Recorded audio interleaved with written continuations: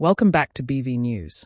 We start with a major moment at the White House today, where President Trump and lawmakers celebrated the rollback of Biden-era vehicle standards.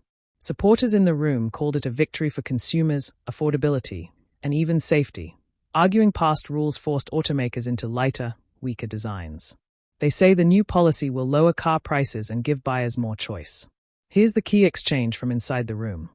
Well, Mr. President, I want to congratulate you on behalf of everyone here for the leadership that you're showing. And this is a victory today for consumers. This is a victory for affordability. Your critics like to say the word affordability. Under Joe Biden and the Democrats, they put mandate after mandate after mandate on cars and trucks, and they drove the price up thousands and thousands of dollars. And with the actions you're taking today, and you put on top of that the one big beautiful bill, you know, most of the senators here on the Senate Commerce Committee, and on the Commerce Committee, we worked together to zero out the CAFE standards. We wrote that into the law that the CAFE standards went to zero. What does that mean? It means you can now, as a consumer, buy the car you want.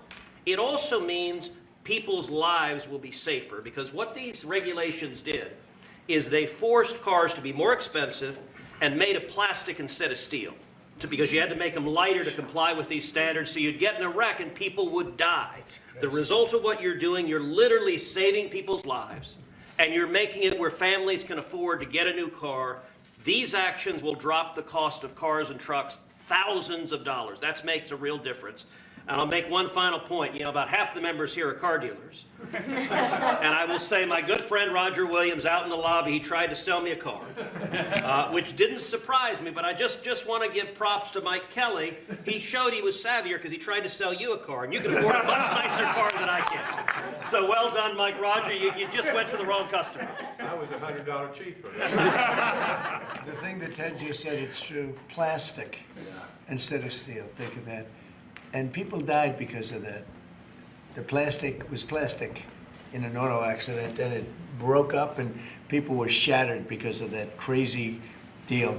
But it's a really good point. Go ahead. And Mr. President, I'll tell you, in the Senate Commerce Committee on January 14th, we're going to have a hearing with all of the big three there and Tesla, and the entire hearing is going to focus on how your leadership has reduced the burdens on car makers. That's lowering costs, that's giving consumers more choices, and it's producing more jobs in America. And it's highlighted that's a real record of success. Yeah, well, it's an honor. And, you know, they were going by California. We had like 2 different countries, California and 15 that followed California, because you had 15 states follow California.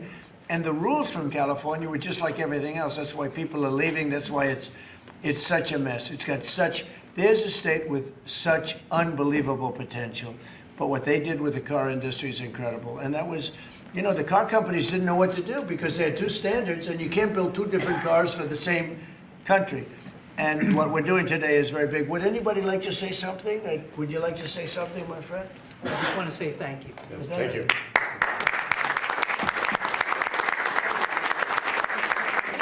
That's the latest from Washington on this major auto policy shift. We'll continue following developments and bring you the updates as they happen. Stay tuned to BV News for the full story and all the latest coverage.